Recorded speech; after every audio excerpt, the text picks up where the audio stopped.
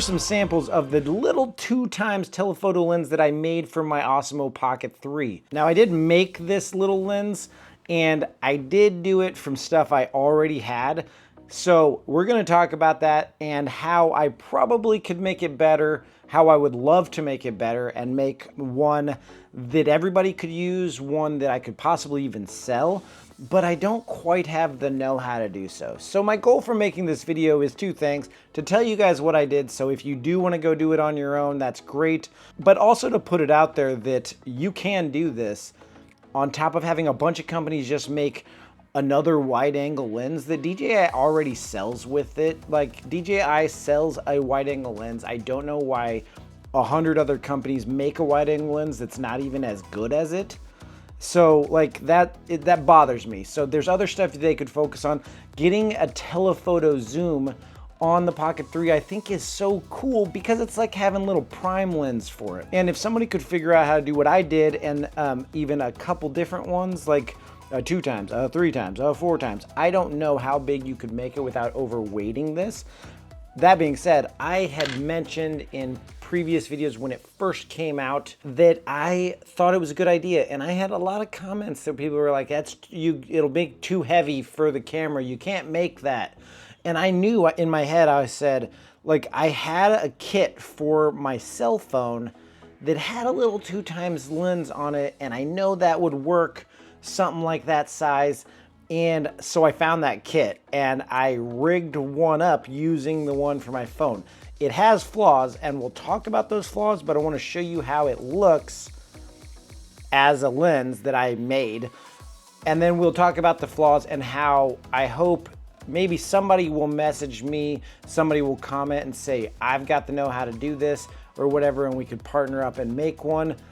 If you steal my idea and make one yourself, I guess it's whatever, do that. But it'd be really cool to be included on it since I did come up with this on my own and I just don't have the know-how to make it better. So this is kind of what it looks like, and I'm gonna throw it on and then I'll show you it. So that's it. It has a little lens cap. I'm gonna pull the lens cap off. So without the lens cap on it, here's what you look like. Now the flaws here, there's a few of them. It will not work fully zoomed out.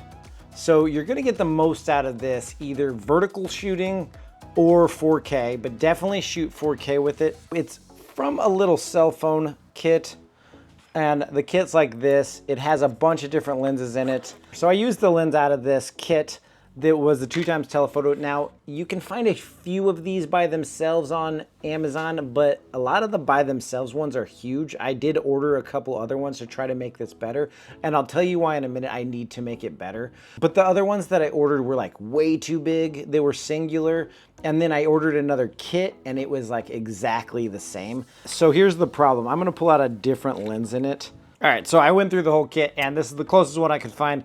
The spot on the back of this where it actually views through, like this area, is small on the one I used, and I'm trying to find one with a wider area.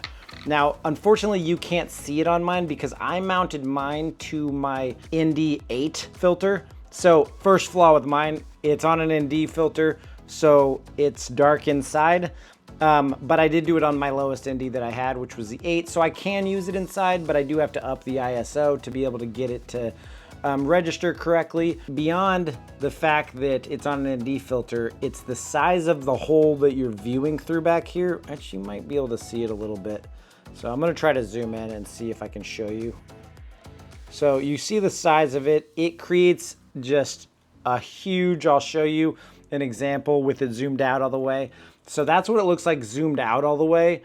And then you zoom in on horizontal. If you zoom in to 2x, 1.8 times to 2x, you can get it so that there's no vignetting like that.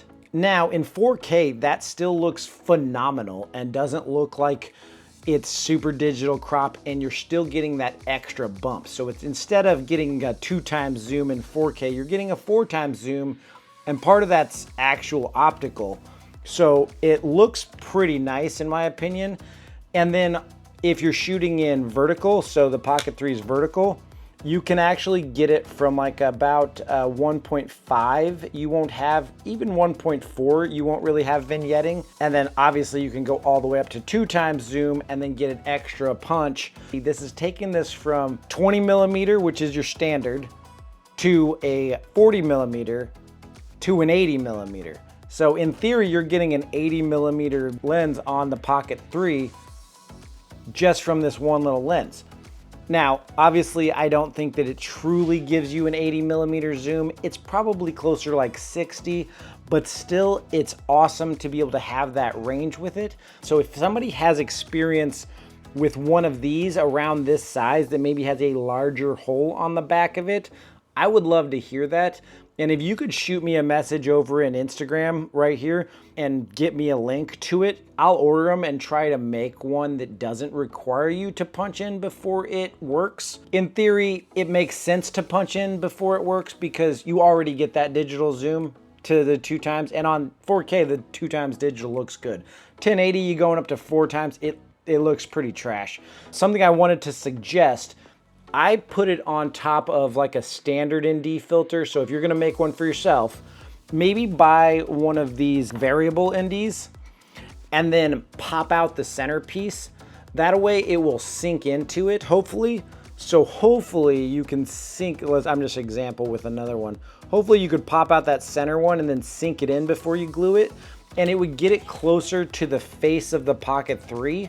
You know, like it would get it closer to the face of it, which would require less of a punch in before it starts to work, in theory. One of the ones I bought that I said was exactly the same as this one, when I was trying to experiment with it, when I just held it against the Pocket 3, I only had to zoom into like 1.3 times before I lost the vignetting, 1.5 maybe. It's possible.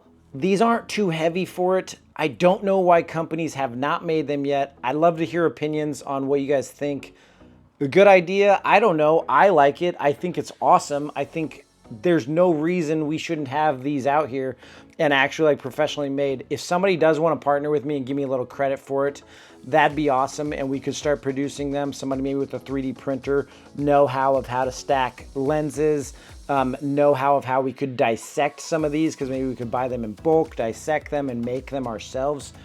That'd be awesome. If you do it on your own, whatever. I'm glad I put the idea out there. And you know, it's like getting a $1 million idea and then not knowing how to do anything with it. So that's kind of where I'm at here. I don't think it's a $1 million idea, but it definitely could be a decent idea. So I don't know. Give me opinions, what you guys thought in the comments. If you do want to connect with me, do it over on Instagram. This is for the easiest way to actually communicate and send links to each other and stuff like that. So I would love to get involved and actually I'll put my sweat and tears into it, because I think people would love this, especially if it worked a little better than the one I made. But I'm liking the results of the one I made. If you enjoyed this, got a little anything out of it, like the video, subscribe to my channel, and go check out my Pocket 3 stuff. Go shoot some fun stuff. Be creative. Get creative and make stuff for your camera or whatever you want to do. All right. Don't forget to post your work. Peace out. I'll see you next time with another one. All right, later.